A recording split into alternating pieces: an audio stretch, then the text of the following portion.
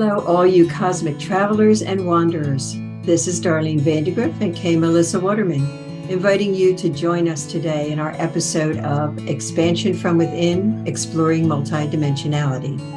Let me introduce you to my friend and dear colleague, Darlene Van de Grift. She is a lifetime experiencer, a medical intuitive, and a multidimensional mediator for over 35 years. She's also an author, an artist, a teacher, and a mentor for spiritually invested people. And K. Melissa Waterman is my friend and colleague, and she's an intuitive mentor, a spiritual teacher. She also works with energy on many levels. In the past, Melissa has worked with Dr. Joe Dispenza on his research team. Join us on our journey of meeting multidimensional beings, exploring what it means to be human, and expanding our spiritual evolution.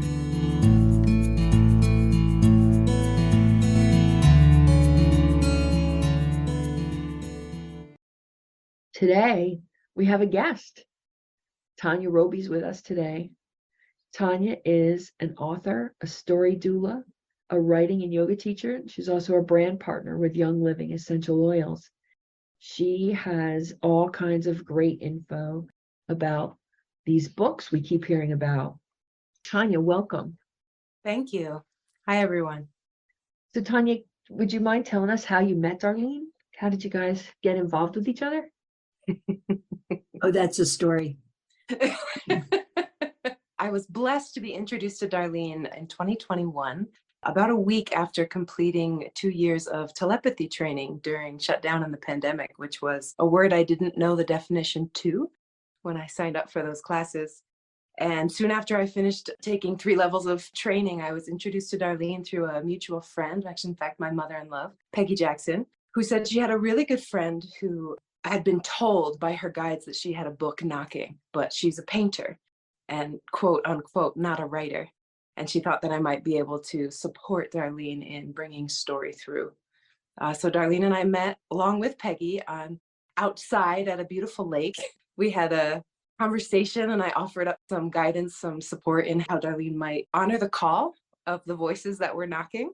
Then we didn't talk again for a few months, and like many writing clients of mine, I'll reach out after a consult and find out maybe they've written 5 or 6 pages. So I reached out to Darlene about 2 months later and she said, well, I think it's working. I've got about 500 pages. Is that right? And that was the beginning. Wow. I want to add something to that. Going back many years, it felt like I was always needed to write a book. And it started with, I was going to write my life story for my kids. That was it. When I started that, it was like, well, it's really not about me. It's more about my mother, because she was an incredible person and a healer. And she had so many experiences in her lifetime and near-death experiences. But I could never really feel like it didn't stick. I would start it, I would do journaling, and it didn't stick. And when I was introduced to the council, the book wasn't anywhere near anything about them. But when I met Tanya, this thing is so big. By that time, my mother had passed. The Council of 28 was now well formed. I was doing groups with them. And it was like, it's time now to do a book. But where do you start with that? And Tanya was so helpful. She said, you do one scene at a time. And then you put it aside. And then you do the next scene. And they don't have to be in order. They don't have to go, whatever comes in, you just write it.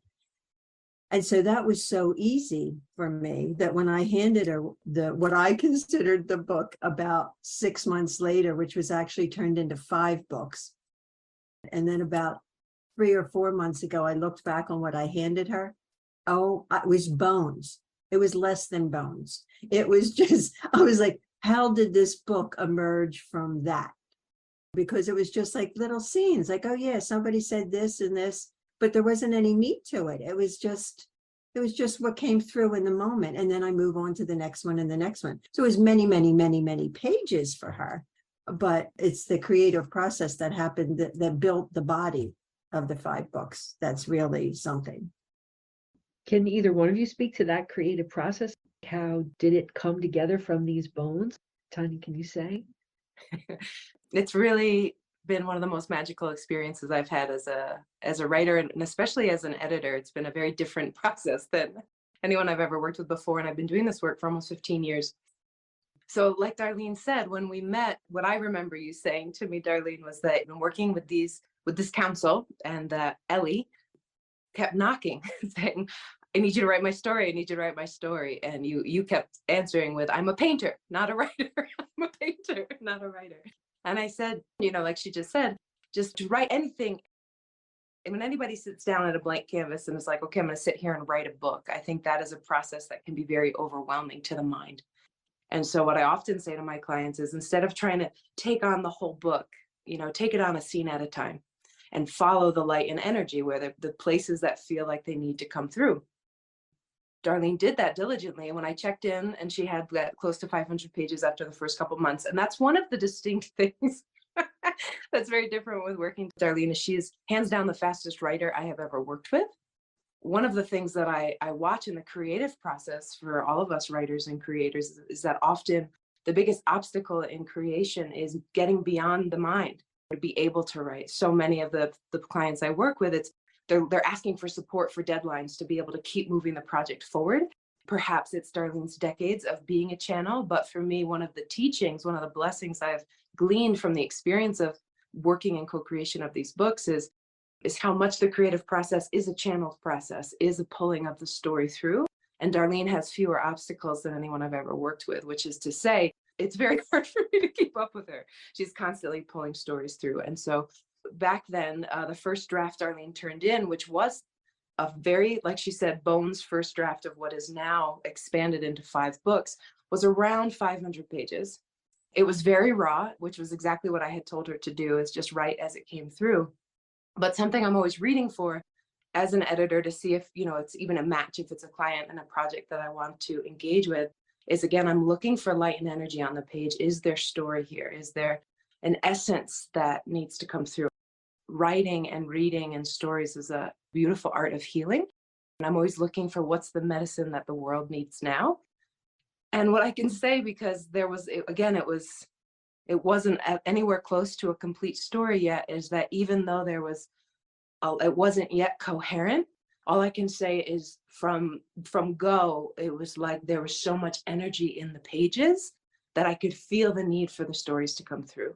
Phase 1 was a lot of reading through, and I felt like I was handed questions. So it was like I was working with my decade plus experience as an editor and as a story doula, asking, thinking in terms of story and the components of story, and well, where's the tension here, and where's the character development here, and questions like that were partially feeding my editorial comments. But I did feel from the beginning that it was almost like there was someone whispering in my ear, ask her this, ask her this, ask her this. And so we broke that first manuscript into parts and pieces so we could work with it more bite-sized. And the first stage of the process was I would start with about 55 pages of Darlene's writing and fill it with editorial comments and a lot of questions. What does this mean? Who's this character? Where am I in time and space? Can you fill this in? Huge pieces from bringing in the surroundings of what was there, but also developing both the characters and the plot, what stories are happening. And what was fascinating was that if I asked Darlene, well, who's this? Well, I don't know, let me ask. And what we found out was that every time I would turn back about 55 pages, she would go through those and turn them back again to me. And they would usually expand it 3 to 4 times. So 55 pages would become 150 pages or 200 pages. And that it was into the answering of the editorial inquiries, often that the book found more and more of the story it was telling. And then for me to get to witness the filling in of the story and how much richer and richer and richer it became continues to be a trip and a journey. That's my memory. Would you add anything to that, Darlene, or change any of that? I think somewhere along the line, in the beginning, you said, do you have any paintings of them? And I know that being in your office, you have them around, like she printed them and put them around her. So they do speak with her. Yeah. And that has grown throughout the course of the book, for sure. I asked Darlene early for paintings so that I could connect. I tend to have a visceral felt sense of presence, and occasionally I'm given images, but wasn't able to see the beings until the paintings came in. And I I printed Darlene's paintings, and I actually made a collage of Ellie and BC and Kashmir and several of the main characters, Sari, that continues to hang on the wall right beside. And also there's a key scene, I won't give it away, in the first book, which is kind of a pivotal turning point in Ellie's decision to accept this mission and journey. And I have that painting also right where I can see it from my desk, because it's like, that was his choice to say yes. And I feel like some of the teachings in the book are about trust and commitment, the 7 seeds. And I made a choice early on to commit.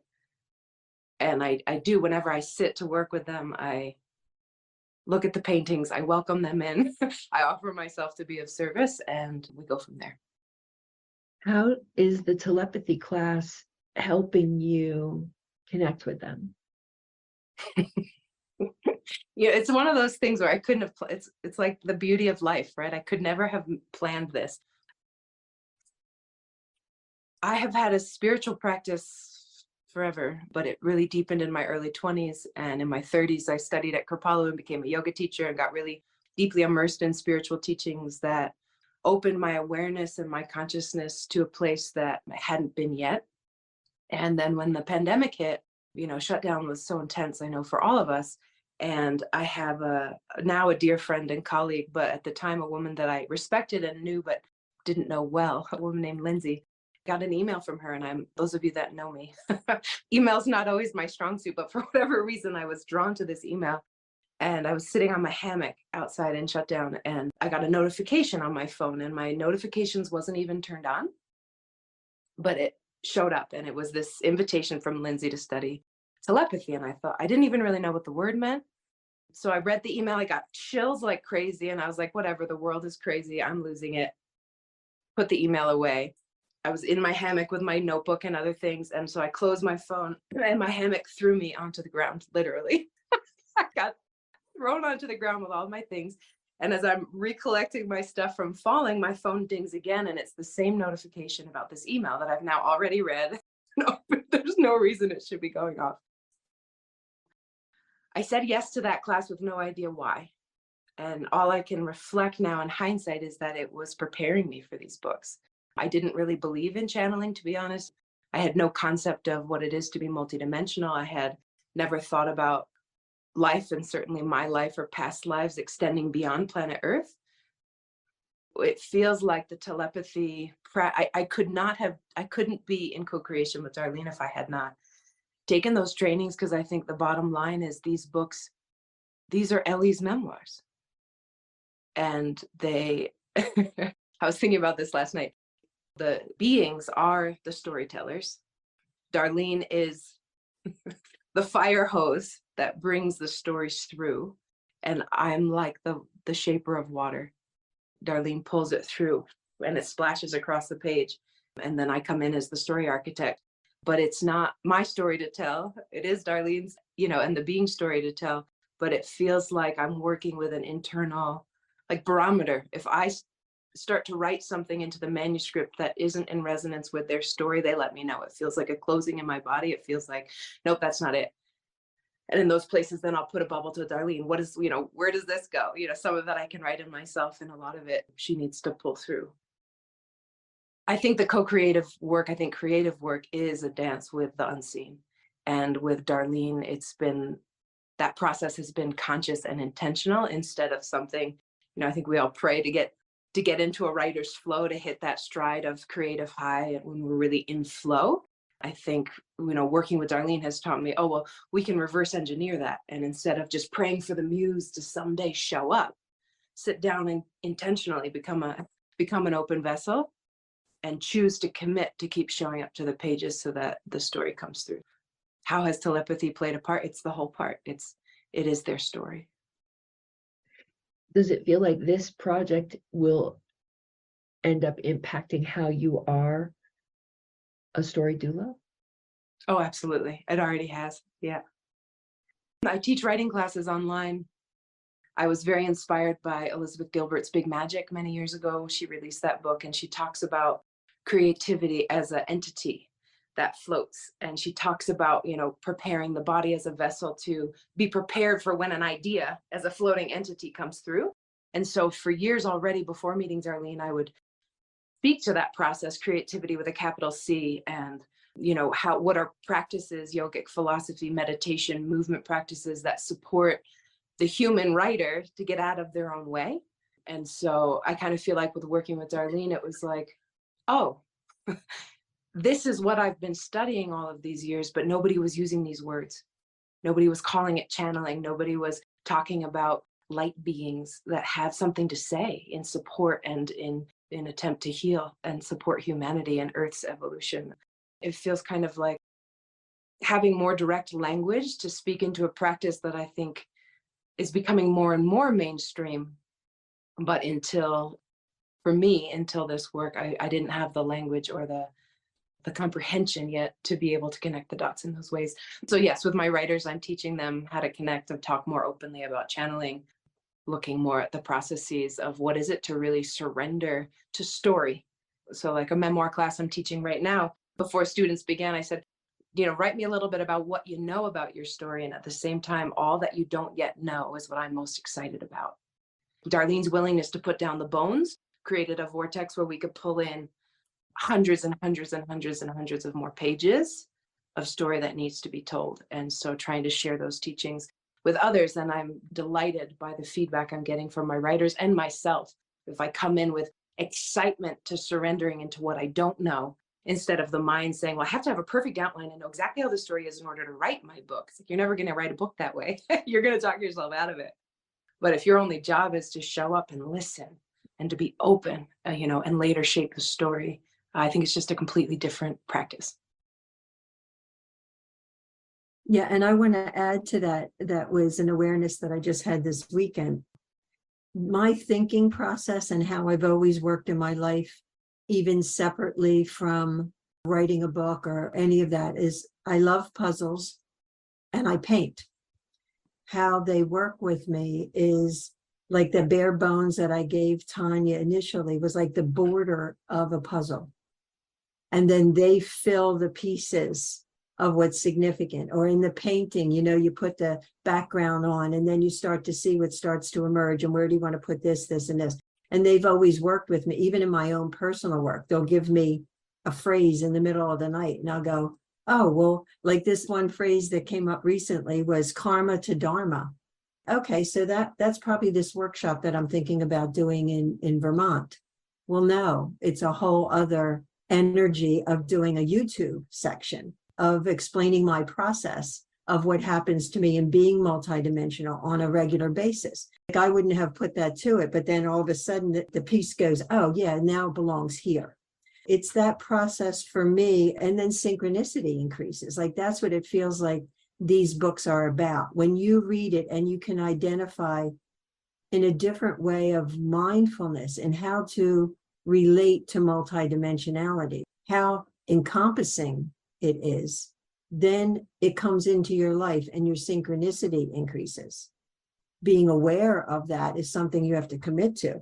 But I think there's a lot of richness in what they have offered through these 5 books in helping humanity understand who they are and what they're capable of and how to live a multidimensional life. When we talked about this originally, what are these books like? Like, is there anything out there like that? It comes up as they're similar to a combination of Harry Potter and Star Wars and Ancient Aliens and Lord of the Rings. If you pull all of that together, the 5 books in some way address many timelines and history of humanity that the Council of 28 has experienced. This was their timelines. They've experienced, you're hearing it from them of what it was like to live back then and what was the significance for humanity back then, whenever that timeline was. How is that important to us now? I had this discussion with a friend of mine in the last couple of days. We talk about parallel universes, right? But what we don't understand is that a parallel universe is not just about, oh, it exists out there somewhere. If you've had, and we all have, had past lives that are unfinished, some of them are unfinished. We left too soon. We did something to somebody. We have karma. We have, accountability that we need to have. it's going to get played out in this lifetime, not all of them, but some of them. So we are living a parallel universe. We are in it, right? We are in the parallel universe for what has happened back here that needs to come forward for us to clean our act up so that our vibration becomes higher, so that our consciousness changes. When I spoke to them this week, that are now called the evolves, because to be an evolve, which is the council needed to complete these books for their own evolution to move into what they're claiming is the evolves, which is many multidimensionals, but they had to have lived here on Earth many times. Like they had to be in human form many times to be an evolve, because they have a deeper understanding of humanity. They have a deeper perspective of humanity. That I don't want to say entitles, but that gives them the title of evolves. That is something that who they are now and where they are is all encompassing of what they're offering humanity. How do you become more human in the design that we were designed to be? And how do we bring these books forward so that that understanding of you can be more than who you think that you are in this moment is what they're bringing forward through Ellie's journey.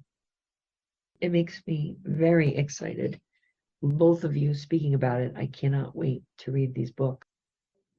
Can I add one more thing there? There are so many profound teachings in these books. And there are many times where I would tell Darlene, like I would need to take the manuscript into bed and literally be horizontal because I couldn't keep my body upright. Or there'll be times when after turning in a big chunk of pages, not there are times, every time I turn in, a chunk of like 150 pages or so, I often go into this like integrative state. Like I've learned now I need to plan my calendar that I pretty much can't function for 2 or 3 days after that. Like there's a deep integration happening in my body.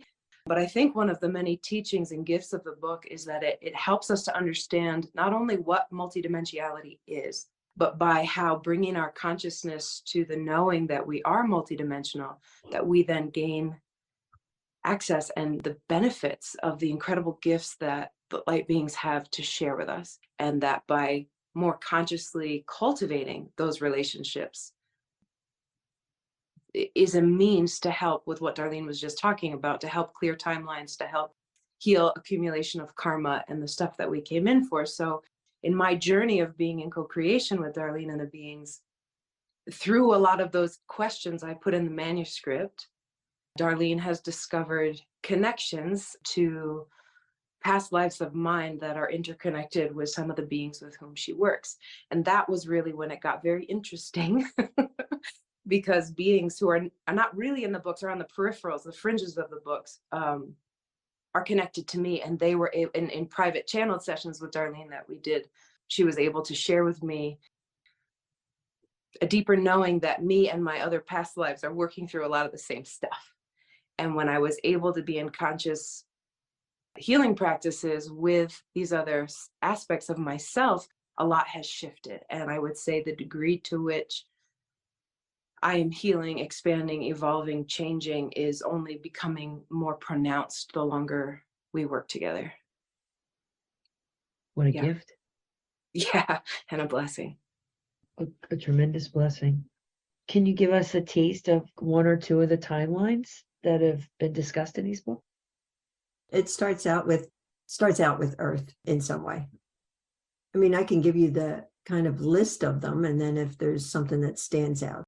We go to Atlantis and Lemuria and Sumeria, and then there's Egypt in the time of Hatshepsut, which is a very interesting time period for Egypt and humanity, and Sumeria at the same time. And a lot of this in how they're giving me the timelines. Tanya and I want to be so accurate with what's coming in, of looking at what happened in these timelines that they're saying, and really what is the time period. Like Hatshepsut time period is really the only one that I think is really identifiable.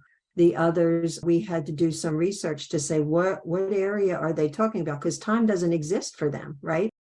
Yeah, you say it's 3200 BC, but for us, it really doesn't matter. It's what's happening in that timeline of what that's about. And where else have they gone? To Africa, they've gone to Anunnaki land, they've gone to Myanmar is a big one in the books. And Tibet is another one, and South Africa and South Pole. You know, from over here, they sound like places.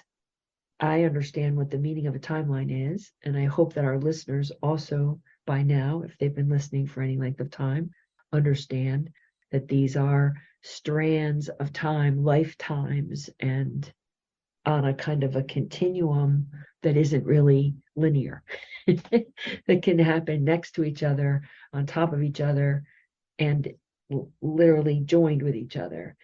I can't wait. I don't know what else to say, except it's very exciting that there is a work. I can't think of any other books I've heard of that are like this. And I guess I'm wondering if that feels true for both of you. I can say that I love the process because I'm always surprised.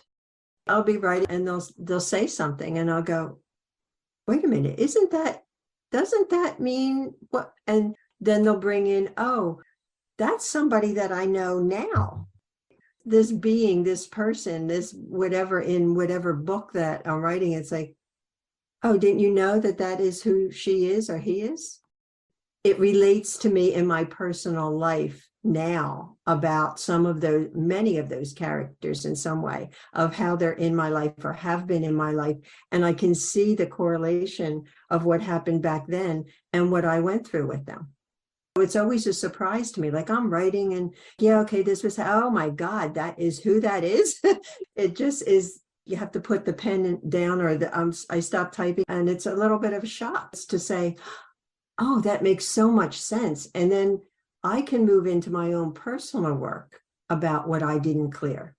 So it's triggering for me as well. But that whole creative process of understanding how rich past lives are and how they get played out over and over and over again till you heal it and you let it go, or you integrate it in whatever way that is. That's what I think that it's not just me. It feels like my integration process with the Council of 28 and now the evolves is transformational in some way. When you understand your background, how those threads come through this lifetime, from the time you're conceived, they can come through.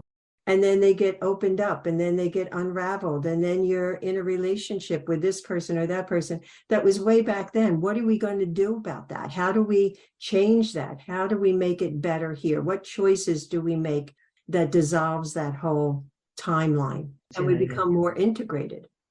And then we as humans aren't stuck in repeat, because it does feel sometimes like we just keep playing the same story over again, and we don't actually come to the resolution. We have another life, we're playing the story again. So this is our opportunity really to have a companionship, to have real help in getting it finalized so that we have a whole new experience in another life. It takes commitment.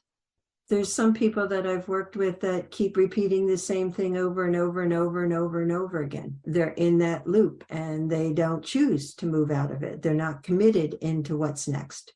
And I think Tanya reminded me of that in her work with it, is that she read this and then became committed. It's one of the third 7 seeds. So it's, acceptance and allowance and then commitment. Are you committed to you? I think stories are medicine, right? I hope everyone listening has read a book that has changed their lives. And I say a lot to my writing clients, your story becomes medicine by creating fully fleshed characters that the reader can fall in love with. Reader has the experience of getting to transform with the character vicariously through the character's journey.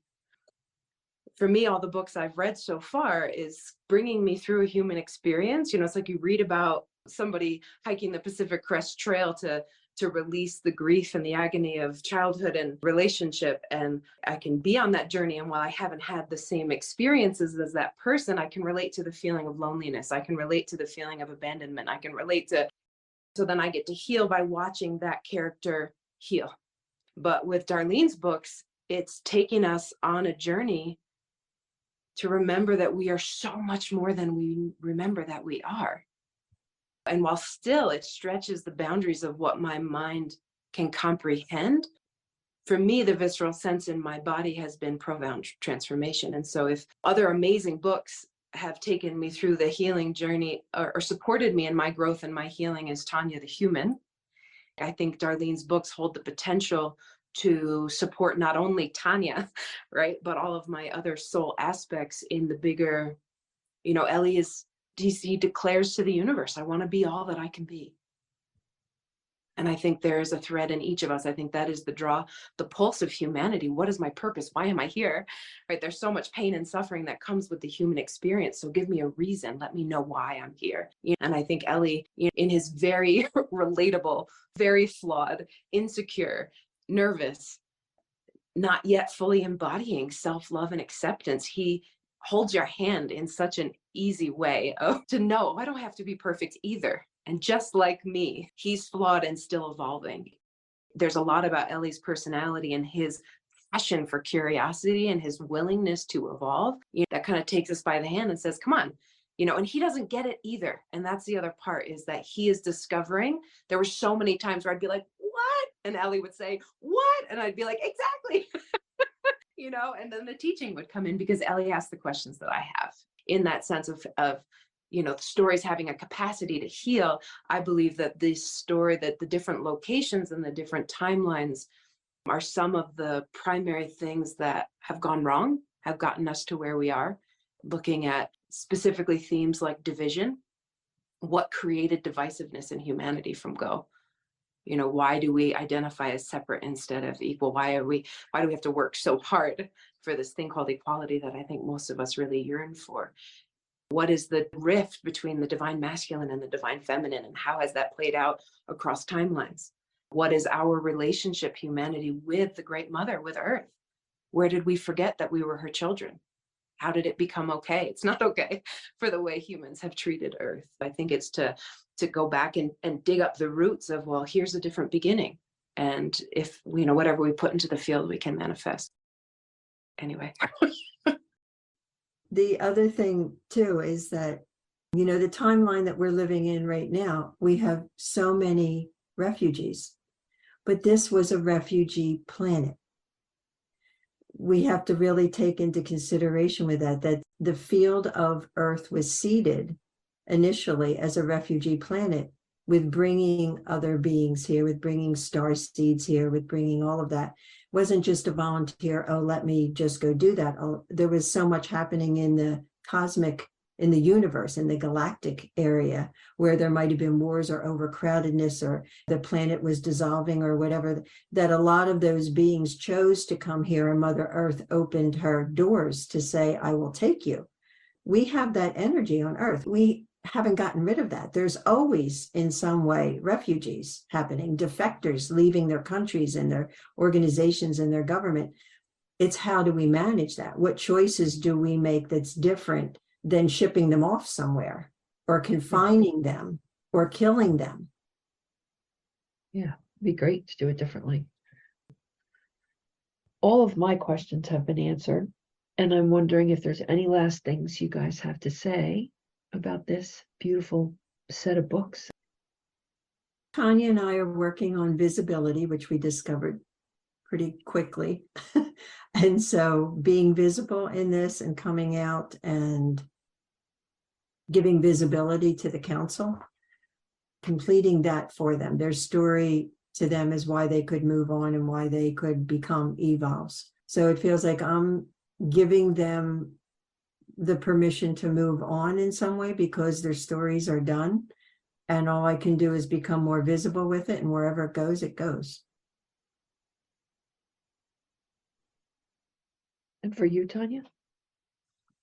What's coming alive as you ask that question is, in my growing relationship with working with, in the context of the books, the Council of 28, who have now become the Evolves, I felt from Darlene's paintings from the beginning, and asking permission, a sense that they had accepted me as the editor and the story doula and the co-creator, and were in companionship with me. But I felt more on the outside of things still. So we are just now in the very final phases of finishing the final draft of the first book.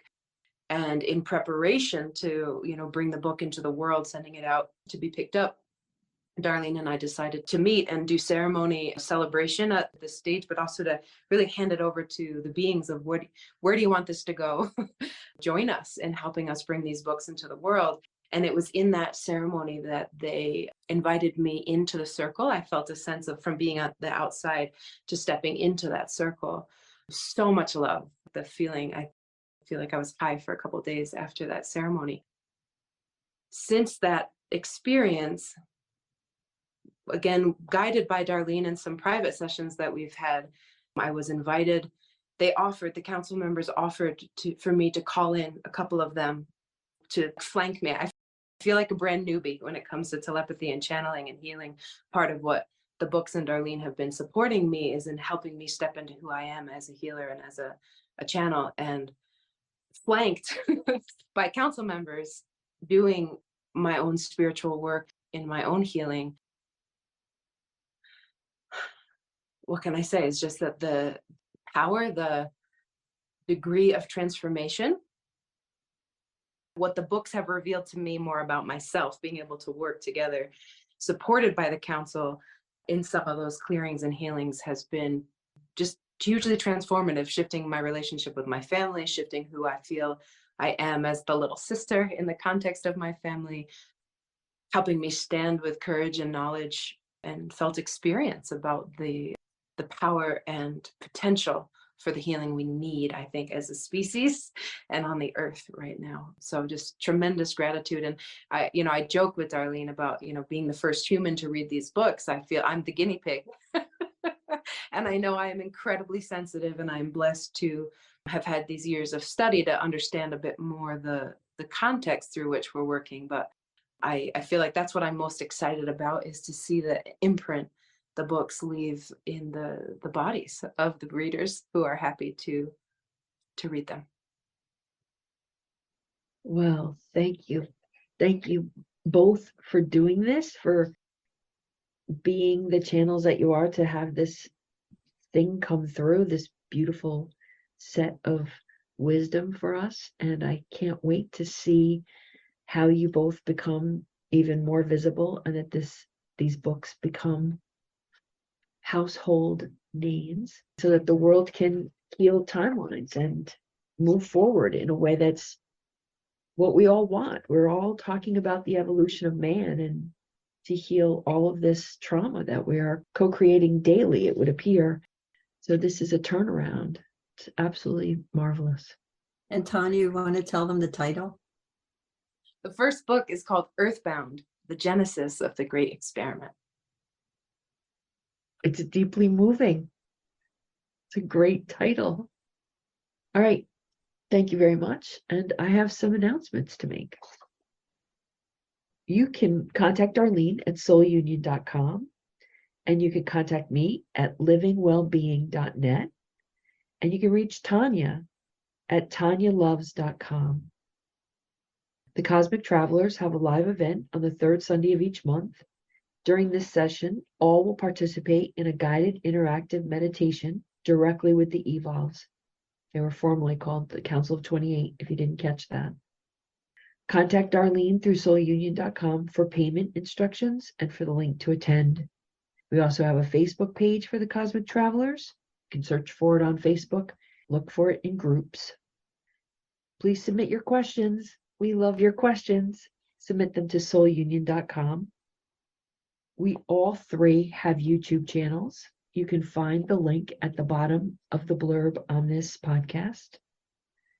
Thank you. Have a great whatever you're having. Thank you, Melissa. Thank you, Tanya. Thank you both. Honored to be here. Thank you, everyone, for joining us today. And remember, you know more than you know.